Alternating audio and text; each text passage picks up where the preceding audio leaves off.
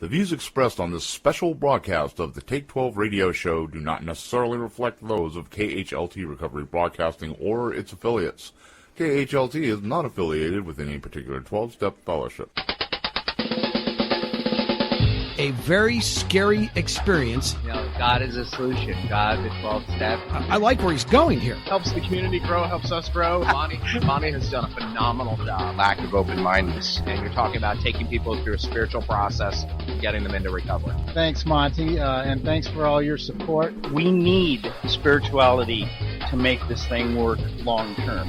It's an absolute pleasure. He certainly knows a lot of people. This is one of the places that is about the business of the solution.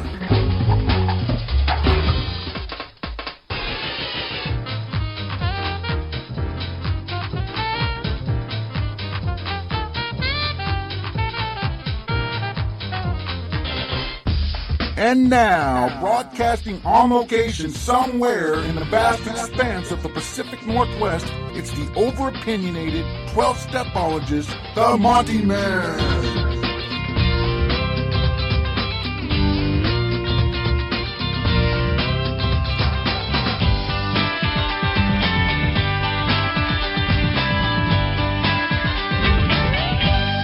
Well, welcome aboard, all you scallywaggles, all of you who are in recovery, those of you who are advocates of, and perhaps some of you who should be. Welcome to Take 12 Recovery Radio, located at take12radio.com on your internet dial. Listen, you can listen to our show now on iTunes. You can download an app on Podomatic for Android or for iOS. You can listen to our live streaming, or not our live streaming, but our MP3 streaming button. You can watch online on our YouTube version. There's just no reason or, way that you can miss out on this thing. You can even sync us to your Bluetooth in your car if you've got one of those cars, and most of the cars are coming out with that now. We just love the fact that you're here. Now, without you, there's no show. And without our guests, why would you tune in? It is good to be with you. We are so excited about what's coming up here on February 26th. Once again, Take 12 Radio is going to be covering the Lifeline Connections alumni fundraiser with comedian Bob Perkel. Bob has been on the show with us before. He has appeared on Showtime, Last Comic Standing, Comedy Central, where he presents family-friendly comedy all surrounded around recovery from addiction and addictive disorders. Listen, they're going to have pizza, they're going to have food, dessert, vendor booths, raffle door prizes, all that stuff that comes with this kind of thing. The great news is this is free. There is a recovery community up in Vancouver, Washington that is absolutely amazing. I have to tell you that the faith community and the secular 12-step community come together. There's no right fighters.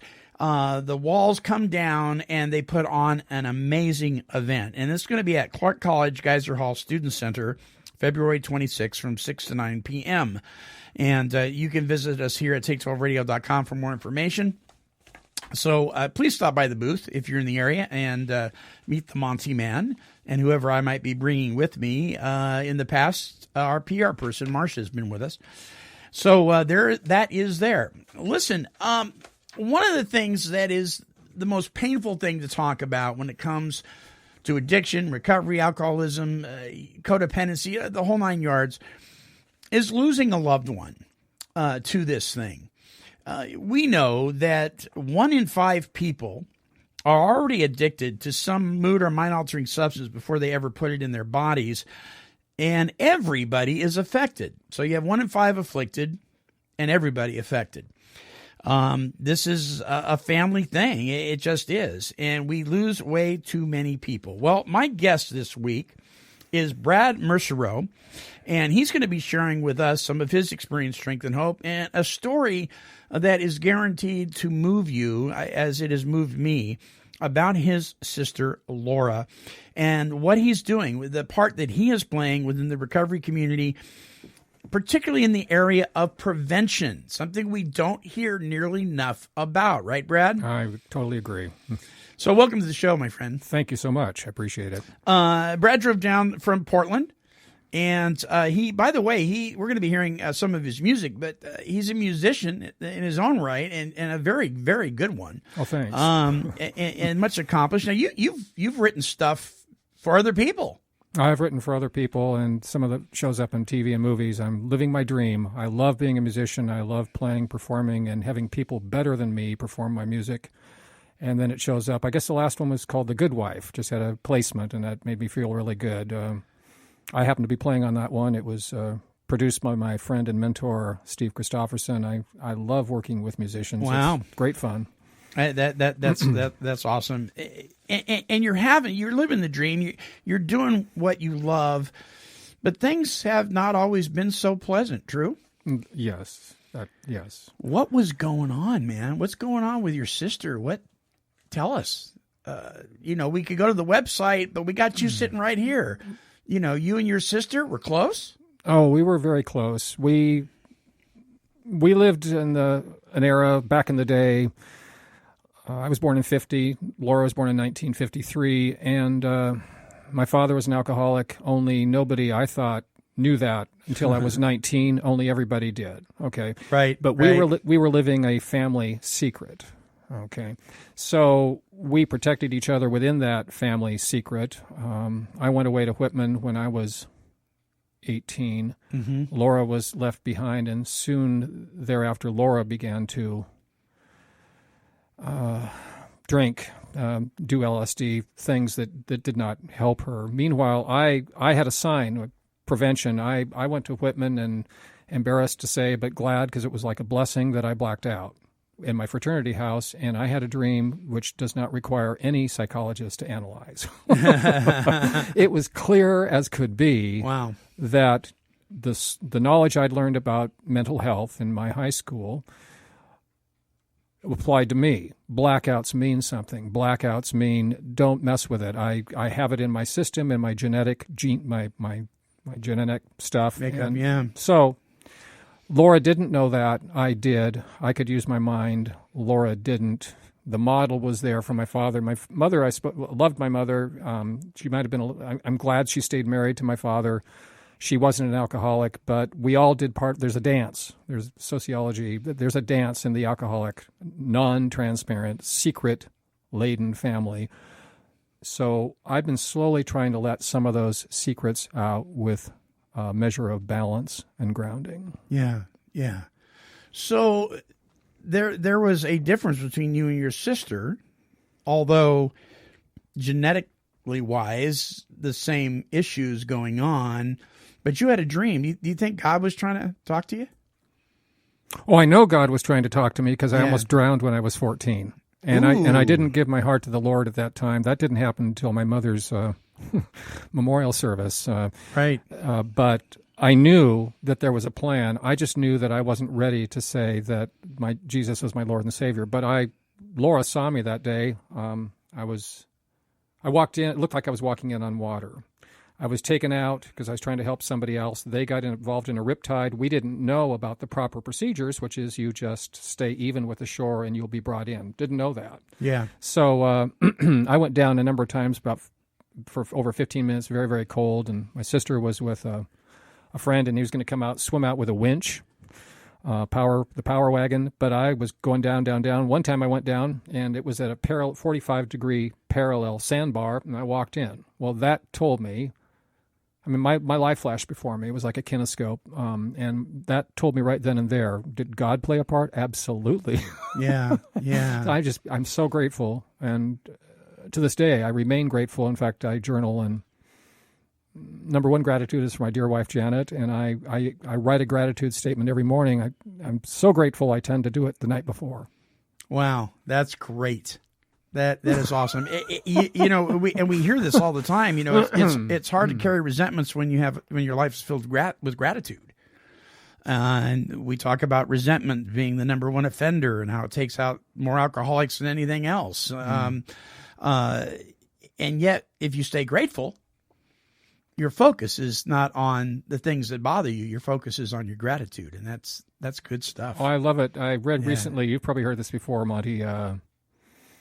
It's impossible to be stressed if you know that you're blessed. Yay, I love it. I love it. I love it. And you truly have been. You have a website. We're going to talk about this more. It's Brad Mersereau, BradMersereau.com. There'll be a link on our site. I appreciate it. For the interview that I encourage listeners to go and check out. And you've got some videos on there. You've got Laura's story and so forth. But one of the things I found fascinating, and I spent some time the other day reading these letters. Oh. That you wrote. So I'm gonna kind of let you kind of go with this. Oh, okay. This is your story. So tell us what was going on and why the letters and sure. Yeah. So after my sister died, and she died from peritonitis, which was emptying out from the stomach her stuff, and she died. It was a toxic shock is what it was called, but it was a physical complication from 25 years of hard drinking. So I think what I might do is I'll say the mission is to make my sister's memory matter through addiction prevention, tangible, effective, and recovery for those who want to grab on. That's my mission. So everything in my website, it's been an organic building kind of thing. I've got an excellent person who runs the website. I don't know about such things, but the colors, the graphics, videos, letters. But about 5 years after Laura died, I felt it was now time. I journal every day and would journal about this and everything. But I started getting dedicated journals, and I dedicated letters where I thought, what would it be like if I wrote my sister a series of letters only thereafter she died? I'm writing to her about what's going on for me and for her. So I'd like to read the first one, if I might. You bet. This is dated June 14th, 1999, the day after my sister died. Dear Laura, Janet and I had just returned from a Seattle Silverdale weekend trip when we received a chilling midnight phone call from your nephew Dwayne. He said you had died, and my first reaction was disbelief. How could this be? You had attended an AA meeting with me recently and admitted you were an alcoholic in recovery. I thought you had been sober for 6 months, and it left me feeling somewhat numb, realizing that I was the only one left in our family to deal with your loss. I felt disheartened and totally numb inside. We learned from doctors in the following days that you had sustained a perforated ulcer caused by toxic peritonitis. You put on your high heels but never made it out of your house the evening of June 13th.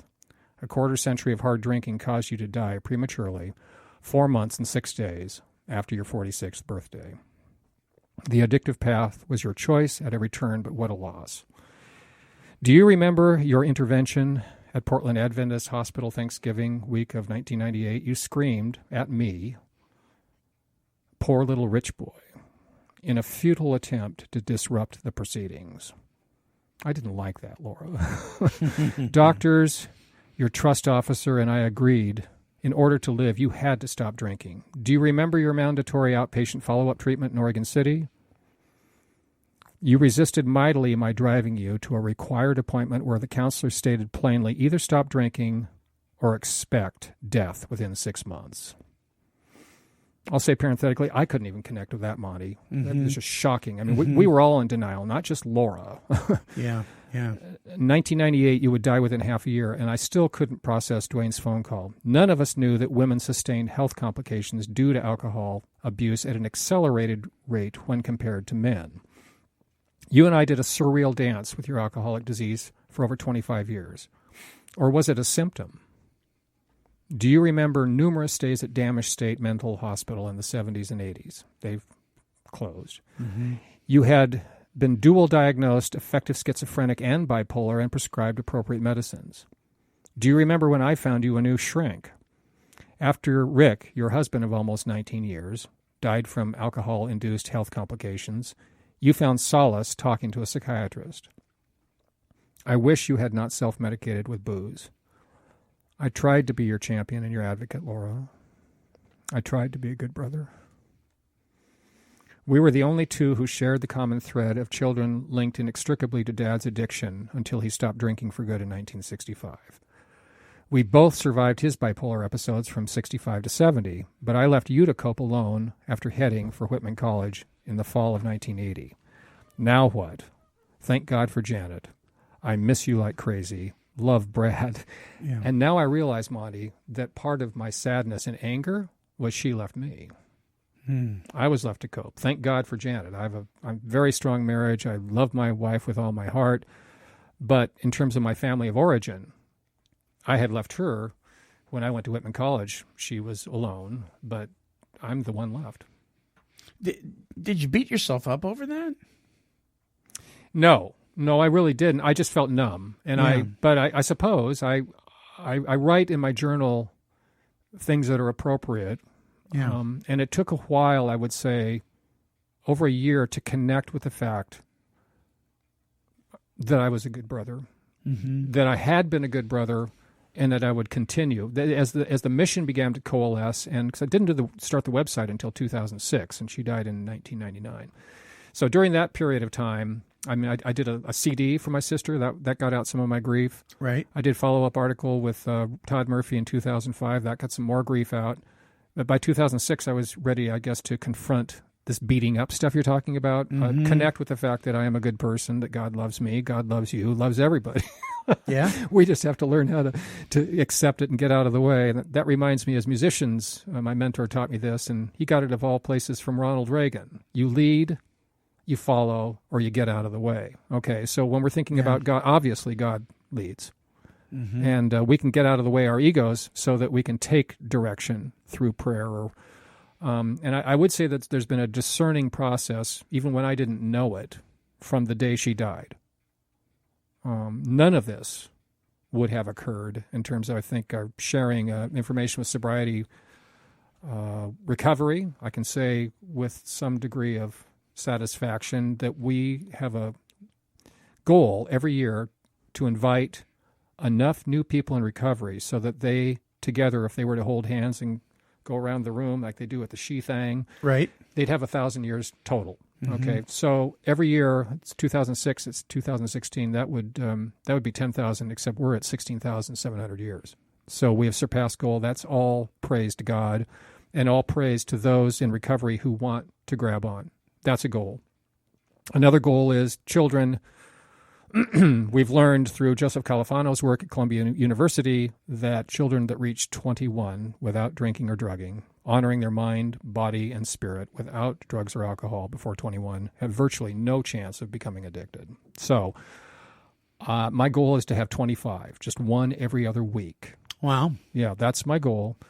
And I know from analytics that it takes 50 children. The analytics also tell me they're there for 2 minutes. So I've got 6 drug and alcohol refusal skills. I know they read them. That makes me feel, so that's like 13,000 kids that have read them. My favorite one by far, I will say, is the one where there's no judgment whatsoever, but it's to have a code word with your parents or somebody you trust. And if you're in a situation, you're 14 and somebody says, I've got some really good stuff, let's go smoke it or ingest it or whatever. Right. And you don't want to do that, you call your parents with a code, let's say blue, and they're there, no judgment, and they get you out of there. And I have people that have told me they've done that. That makes Laura's memory matter. Yes. That's important stuff. So the pledge is actually the most important thing to me. I'm not proselytizing. I'm not telling people what to do. I'm only offering addiction prevention for those that want to grab on, but I know this stuff works. Here's Laura's pledge. It states, I will live my life to the max. I will honor my mind, body, and spirit by not smoking, using illegal drugs, or drinking alcohol before my 21st birthday. I will educate myself about these dangerous substances and live my dream without them. If tempted, I will speak with my parents or a trusted friend. I will communicate my thoughts and feelings and stay strong. And then it goes on, when asked to participate in drug or alcohol-related activities, peer pressure can seem overwhelming. Here are some helpful techniques to honor yourself and your friends and still effectively decline the invitation. These are the 6 yes, that absolutely. you're talking about. I'm grateful they read them. Number 1, ask yourself, slow down, or ask questions, slow down, who, what, where, when, how. We know that quick questions get us into trouble. or quick decisions, get us into trouble. You're right. Knee-jerk reactions because of peer pressure and things can get us in deep weeds. Mm-hmm. Number 2, name the trouble out loud or in your head. That's smoking. That's cheating. Say what it is. Yeah, information. Yeah. Information, I've heard this expression, I rather like it. Information calms the child. The more we can put a name to whatever it is, that can help us. Yeah. That's what I mean by that. So if somebody says, here, try this, and you say, well, that's cheating. I'm cheating myself. That's cheating, and you speak it. Yes. Number 3, name the consequences. Out loud or in your head. I won't be able to run at practice if I've been smoking. I could get an F if I'm caught cheating. Number 4, name an alternative. Let's talk to Jane. She understands the stuff that's going to be on the test. Maybe she can help us. Number 5, get out of the situation ASAP. True. Reject the behavior, not the friend. Right. Very important. Because a lot of kids think, I'm rejecting my friend. Right. Therefore, I got to do whatever it is they want me to do. Right. I'll be at Mr. Smith's if you want to meet me there. I'll be talking to Jane if you decide you want help. And number 6, develop an emergency plan ahead of time with your parents for extreme situations. Consider a code, like you were saying. Phrase or words you may use in a phone call, which means they will pick you up immediately. No questions asked, no judgments offered. Your safety is everything. And I really do love that. Now, this may seem almost too easy to some of our listeners because, we live within recovery communities. We live in this world that says just say no didn't work. Right. But what you're saying, you're talking about prevention here before you get to the place where just say no doesn't work. Right, exactly. And that's the difference. Maybe say yes. So I'm thinking out loud here. Say yes to yourself. In other words, affirm yourself in a way that's respectful of both you and the other person with the peer pressure. But, yeah, lift yourself. I will say this, one of the best blessings from Laura's death for me is every day I think I feel a little stronger relative to affirming myself, knowing myself, knowing what it is that perhaps God wants. I don't have all the answers, but I think it's a blessing that I've learned to a way that I can make her memory matter with information by studying about it. And my gracious, I recognize, I go up in front of my church once a year. I'm a non-smoker, coming up on my 25th anniversary. Congratulations. Thank you. Yes. So by the way, nicotine counts. It sure does. I'm so glad to hear you say that. Anything that saves our lives. So I go up in front of my church once a year and thank God for the blessing of not smoking. It's not only am I thanking God, it's just an accountability thing. I mean, yeah. I certainly don't want to see somebody seeing me light up after church, right? Okay, so that's an accountability measure. And that's another thing I've learned that maybe I wasn't completely clear with myself about is how much accountability work means in all phases of our life, including the website. I think the most important decision I ever made for the website when we started with only one page, and now there are probably 300 pages of material, if we count all the essays from it's big children. And we have 125 essays that are all published on my community page for any folks out there that want to read what high schoolers were saying in their words about how to avoid drugs and alcohol. Yeah. So I think I lost a thread. So that's okay. We're gonna take our first break, and when we come back, more with my guest, Brad Mersereau, when we return. What makes the difference in recovery? How can one help a struggling person find his or her way to healing? Substance use and co-occurring mental health conditions provide a number of formidable obstacles that can keep individuals from living the healthy, happy lives that they deserve. What does it take to usher a person from the disease of addiction into long-term recovery? Introducing Foundations Recovery Network, where they believe in providing evidence-based, integrated treatment and patient-centered care. They treat the whole person, mind, body, and spirit. Because they treat both substance use and underlying mental health conditions, they are able to address the root causes of addiction and prepare individuals for a sustainable life in recovery. If you have questions about whether you or a loved one may need help, please call this number today, 877-714-1318. That's 877-714-1318. This may be the most important call you ever made. Hey, this is Tommy Holmes, and this is the recovery talk and positive music of Take12Radio.com. I have a very vivid memory of my sister when her choice of addiction became apparent. She had an older boyfriend. He was 25 when she was 19. He introduced her, without her knowing it, to LSD. She was never the same. Never the same. There was a sparkle that went out of her eyes that night. Never the same. Here's what I'm thinking. It just me chills every time I hear that. Right. You said something that we don't like to hear within our secular 12-step recovery support meetings. You said the word choice. Oh. And it seems to be kind of a controversial thing. Oh. But and when I first heard you say that, the very first time I met you online, I heard it and went, what? Because we know nobody wakes up in the morning and says, I am going to choose to destroy my life. Oh, heavens, no. No. And then I realized what you were saying. Yeah. Yeah, I mean, we don't, nobody chooses to be an addict or chooses to be an alcoholic, but we make choices very early on that can end up contributing to that. And many times we don't know any better. Right. Prevention is about knowing better. Correct. And so many times if you know better, you do better. I right? completely agree. Yes, absolutely. Transparency. Yeah. Laura and I were living in a secret world.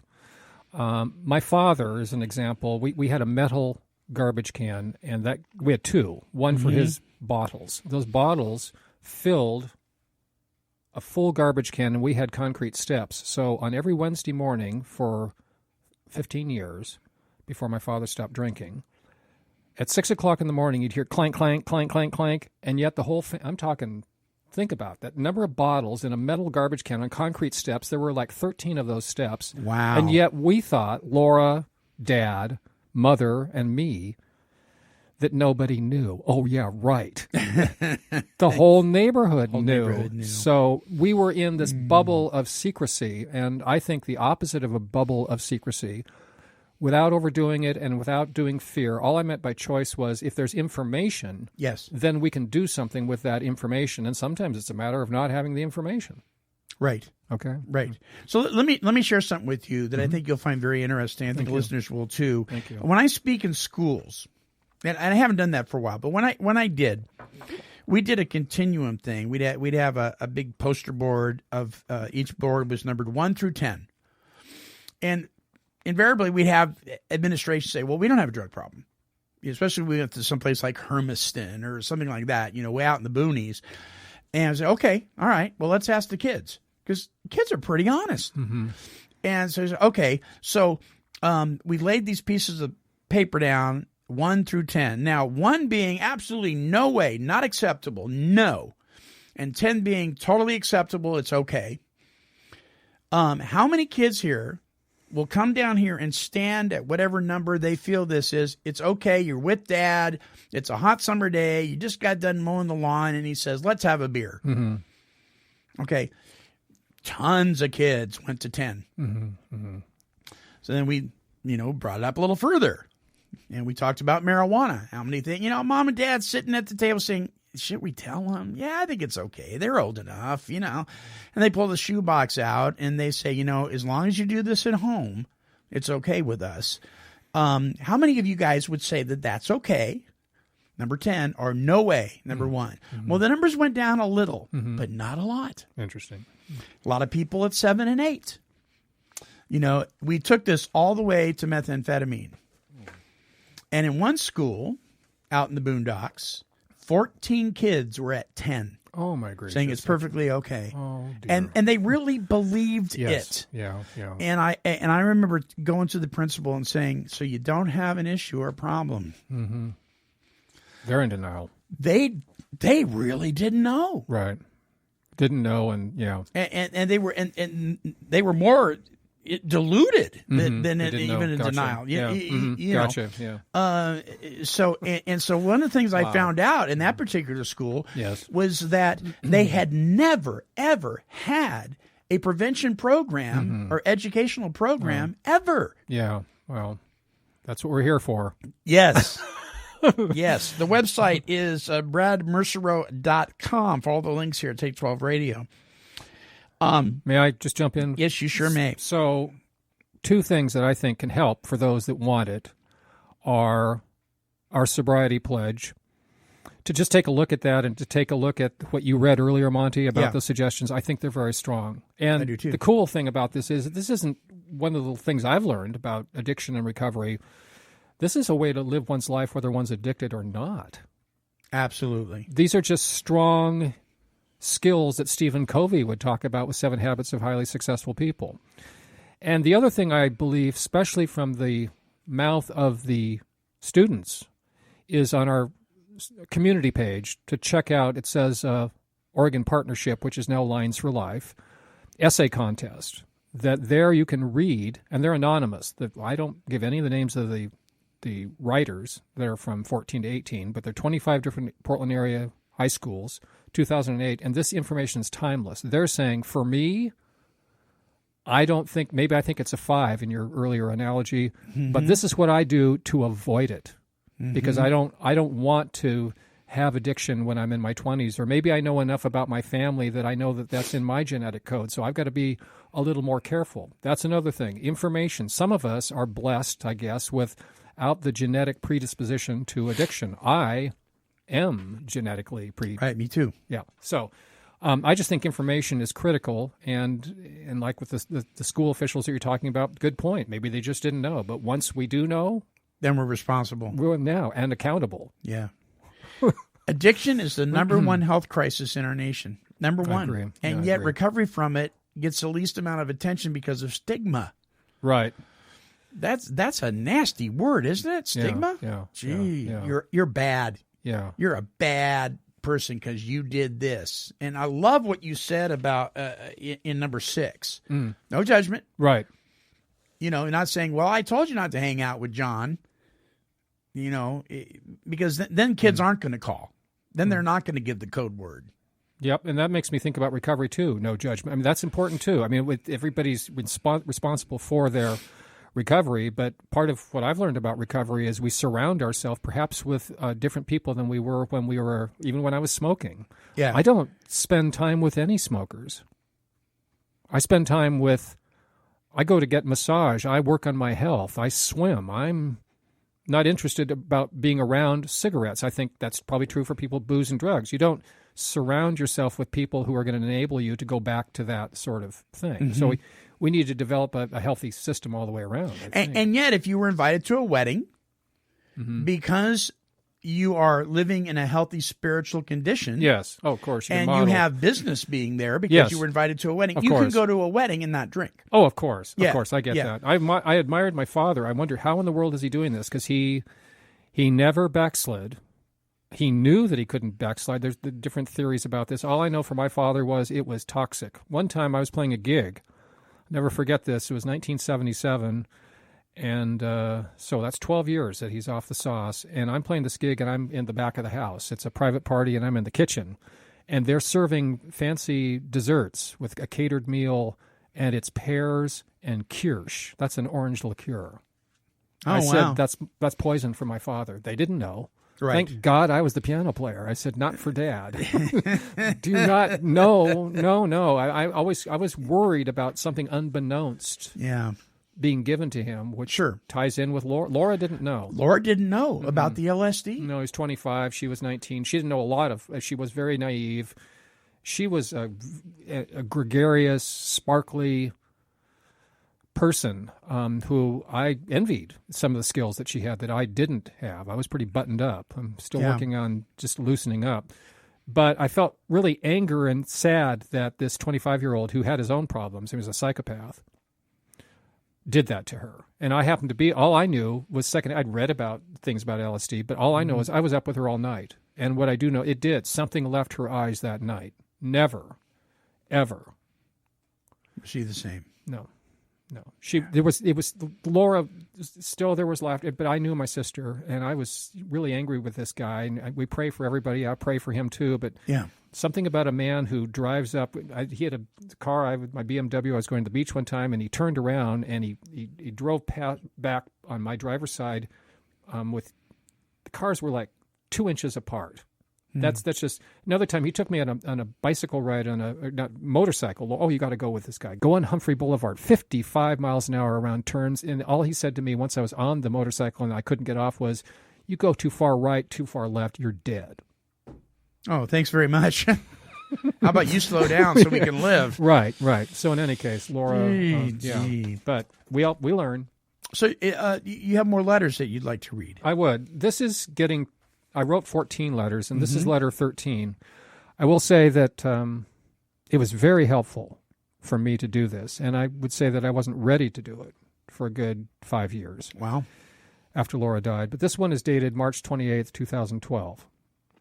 Dear Laura, thank God for revelations and healing. 12 years ago, I wrote to you about my anger regarding your choice to dance with a 25-year alcoholic lifestyle, which culminated in your death June 13th. 1999. Since that day, my mission has been to make your memory matter with addiction prevention and recovery resources at the website. Through grace and tenacity, we have received 70,000 web page views since launching our website May 1st, 2006. 182 teens pledged not to mess with drugs or alcohol before 21 on our Sobriety Pledge webpage. 725 champions celebrate 9,425 clean and sober years on our Sobriety Anniversary webpage. Your passing has been my supreme motivator, and I thought my grieving process was mostly resolved. Today, during a massage session, I received the surprise of my life. Within 10 minutes left of the session, I felt intense shivers for no apparent reason. My masseuse said, quote, "You may be thinking about your sister. I will depart from the room and let you process your feelings. Take your time." End quote. In those minutes, my shivers, anger, turned to sobs, sadness, and it felt profoundly cathartic at a body level because of your traumatic departure, Laura. I appreciated the insight from Japina and will accept that shivers and sobs remain a necessary part of my grieving process for you. Love, Brad. And here's my S.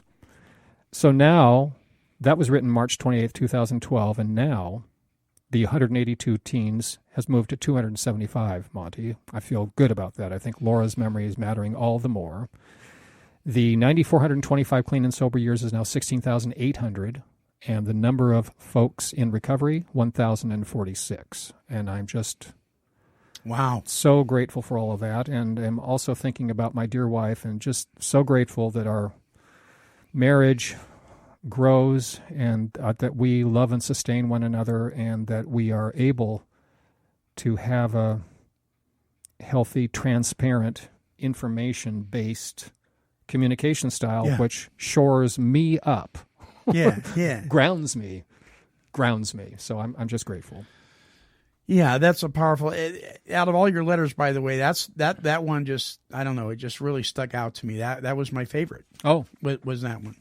And I read your last one, and then I went back to that one, and I was thinking about how out of nowhere sometimes, the memories and the feelings and everything's come flooding back, and this has been a tremendously tragic event in your life, and you've turned it round to be of maximum service to God and your fellow man. I congratulate you for that. Oh, thank you, and I thank God. That's just wonderful. Thank you. All right, we're going to be back more with my guest, Brad Mersereau, when we return. Don't go away.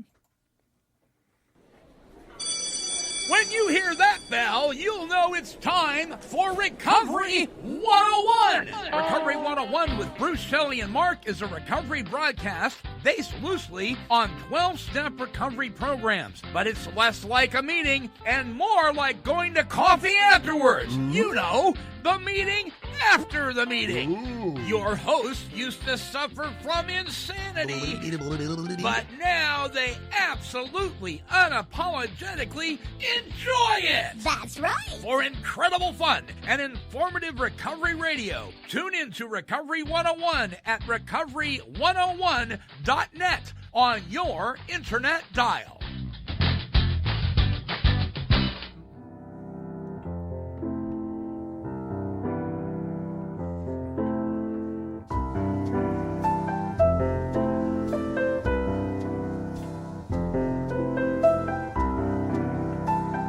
As we welcome you back to the show, that's Brad playing the piano.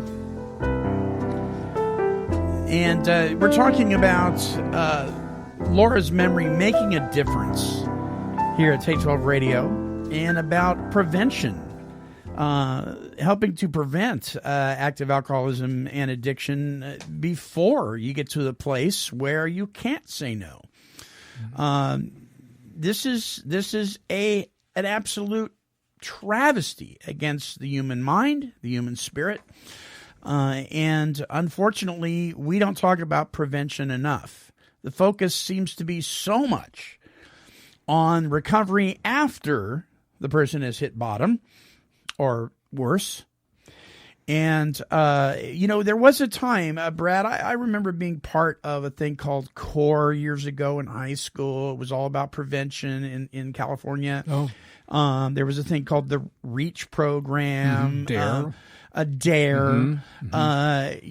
And many of those things have kind of gone by the wayside, and people would make statements like, well, do they really make a difference? What are we spending the money on? We need to spend the money on treatment instead. And I get that. But, what kind of statistic do you put on? What kind of value do you put on one life? If prevention saves one life. It's huge. It's huge. It's gigantic because one life affects millions. You look at the people that in our history that have, because of their contribution to the world, have affected billions of people. What if that one life was snuffed out? So people don't think of that. Well, only one person was really listening. Good. Well, good stuff. How long have you been playing piano, by the way? Let's see. I started when I was 8. So I'm 8. 65. So I guess that's 57 years. You're a young-looking 65. Oh, thank you. Appreciate that. Yeah. I'm just getting in touch with diminished seventh chords, and I'm loving it. Oh, see, my son's going, I know what Daddy is. Yeah. How old would Laura be today? Oh, 53. Coming February 7th would be her birthday, 66. So that would put her at 63. She'd be 63 this year. 63 this year. Okay. Laura's pledge. Yes. Okay.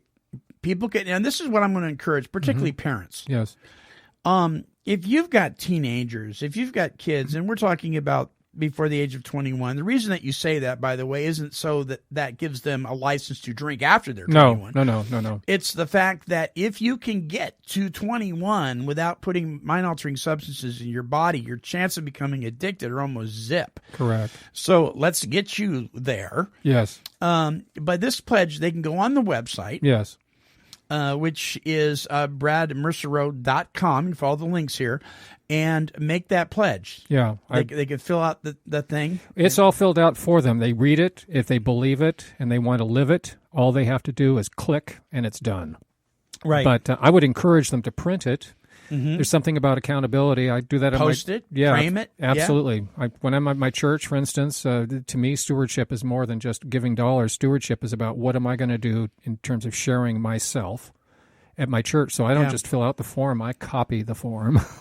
Right. So I would encourage them to consider that. There's something about having something tangible in your hand, having it up on the wall. And some people are balking at that, saying, well, pledge isn't, because they used to do temperance pledges back, 80 years ago. I swear I'll never drink again. or I swear I never will drink, and then they drank. Well, okay, so they did. That doesn't mean making a pledge today isn't going to be effective. No. We tend to think, well, so-and-so did it, didn't work, so why should I? Well, come on. Get over that. Right. And so if you're a parent, now you're listening to this show, and especially if your child's talked to you about, gosh, Sarah or Johnny, they're smoking weed, Dad. I'm really feeling pressure and stuff. Have them listen to this show. Rewind the show, burn a copy of it on a CD, have them listen. Good idea. And definitely sit down with your kids and visit bradmersereau.com and see the things that you can do that will be of help. I guarantee you that you'll be blessed by it. Now, you wanted to read some lyrics. Yes. February 7th of 2014, I was going to get some coffee in my neighborhood, and I was walking by a middle school, snowy, pristine, white, calm. And I said to the universe, and I guess God, if you've got a melody, I'll take it. Well, I started humming something, and I had to keep track of it because by the time I got home, I had a tune called Sunlight on Snow. And I didn't know what it was about. But 2 days later would have been my mother's birthday. And I started humming a lyric. Why was our candle so dimly lit? Flickering so there's no sense in it. So turns out that lyric all came out. Turns out it was about Laura. And I sang that at a concert at Terwilliger Plaza featuring my tunes last October 30th. And it came not from me. Mm-hmm. And I'm just very grateful. So I want to read this because it does tell our story and the day, that particular day. Sunlight on snow, this frostbitten day. What will you melt away? Glistening so serenely, what do you say? Why was our candle so dimly lit, flickering so there's no sense in it? You chose your path, and now you are gone. Your light will never fade. Sunlight on snow in heavenly space, dancing on white with love, releasing and redeeming from above. Why was our candle so dimly lit, flickering so there's no sense in it? You chose your path, and now you are gone. Your light will never fade.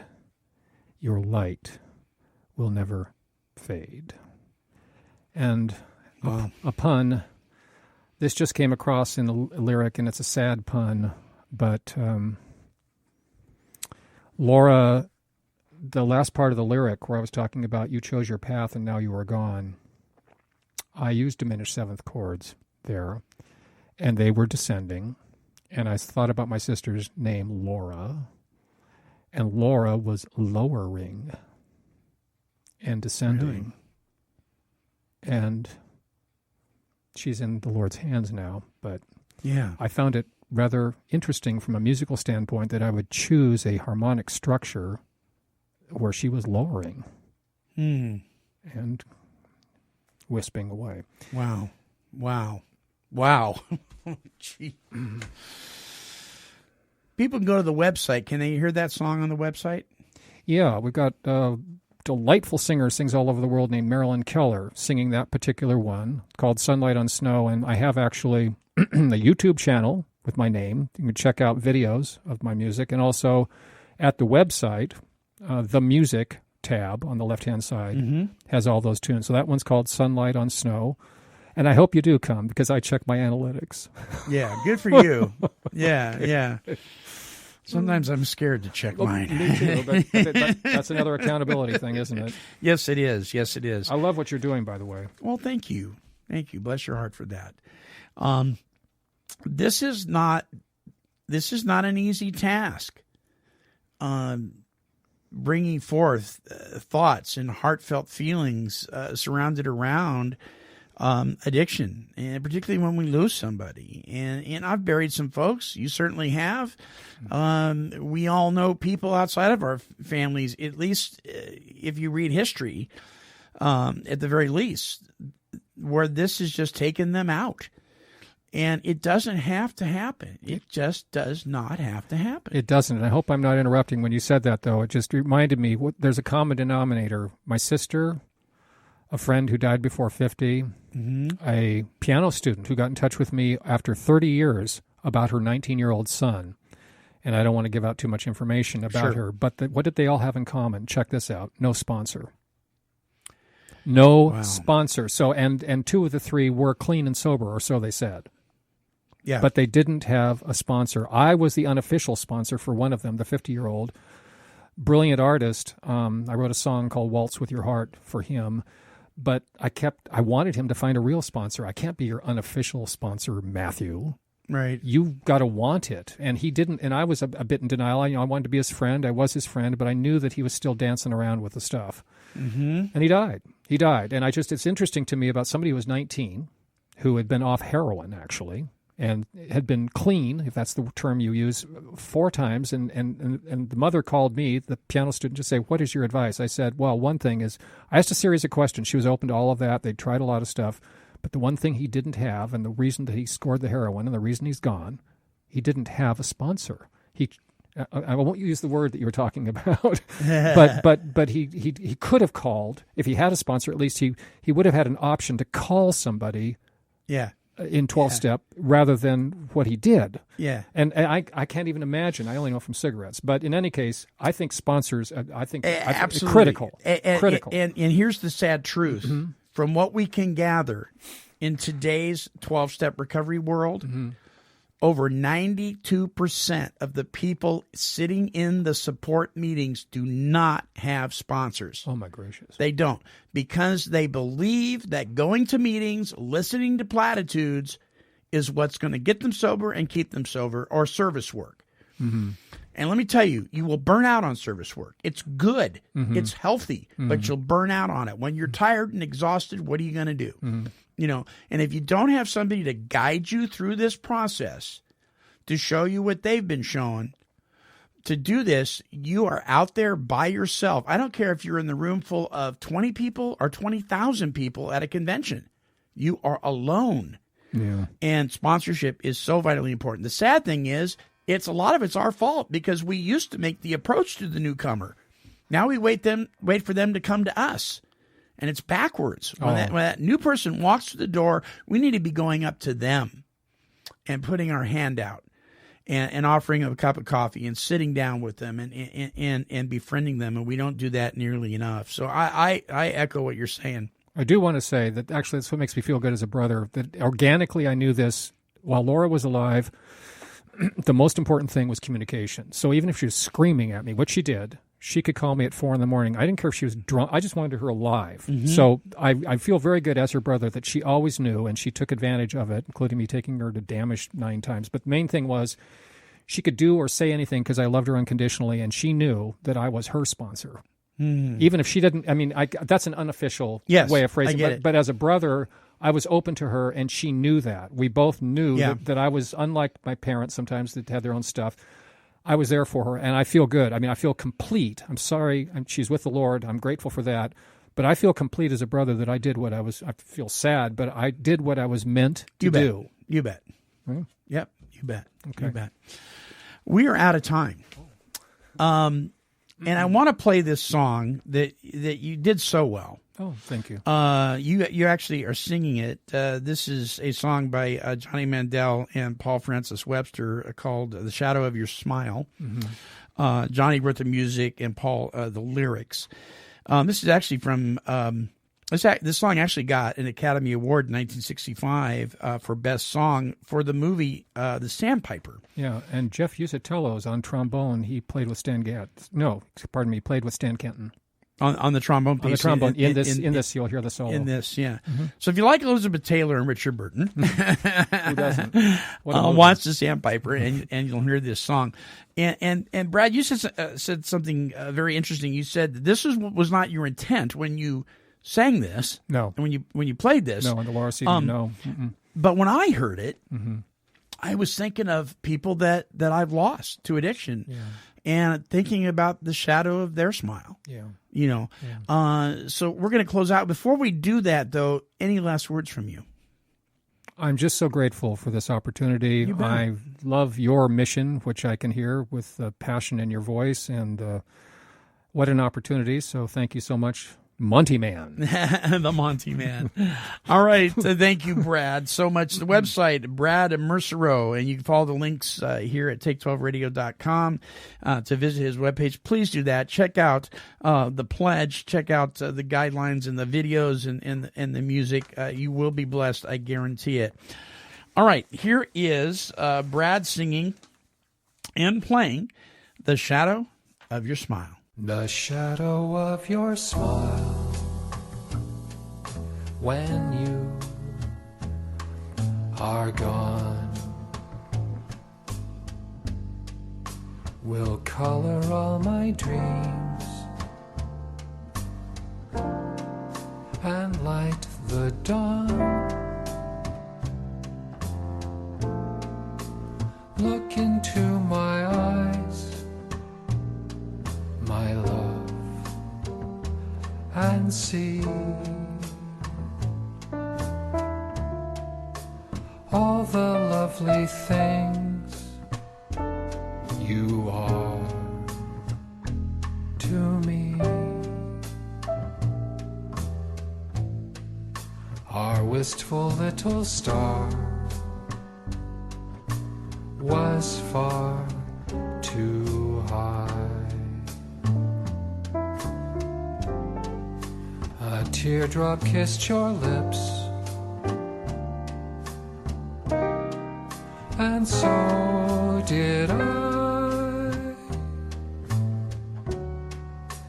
Now when I remember spring,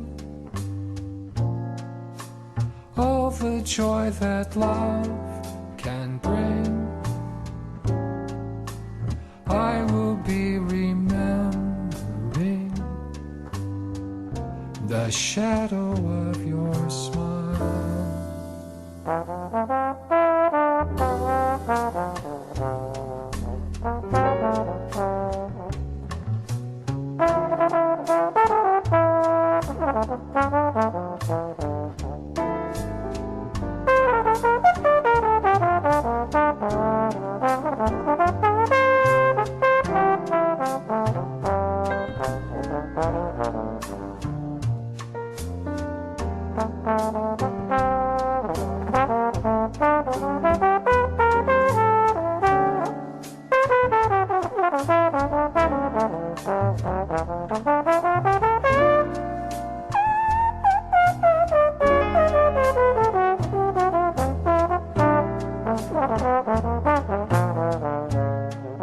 Our wistful little star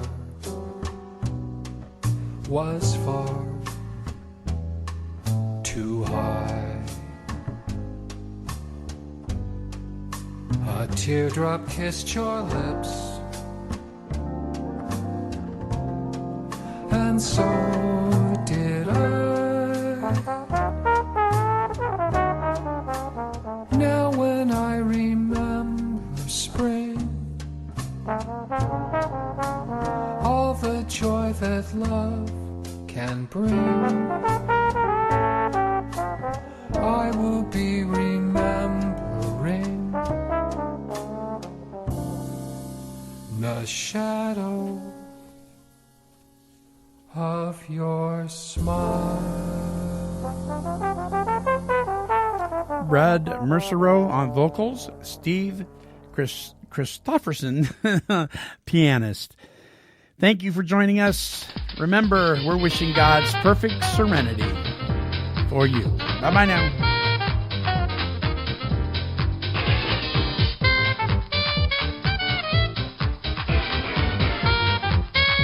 This has been a broadcast of KHLT Recovery Broadcasting.